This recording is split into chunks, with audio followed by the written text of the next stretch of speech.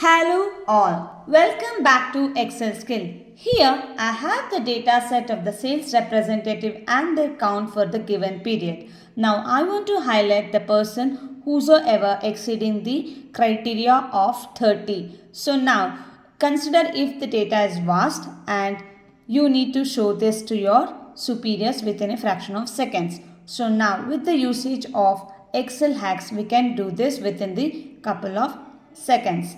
Select the data, press Alt H L H G. The dialog box is open. Now change the criteria to 30 and give OK. You can see the data have been highlighted whosoever exceeding the criteria of 30 sales. Like this, I will come up with many more Excel tips and tricks. Do like, share and subscribe.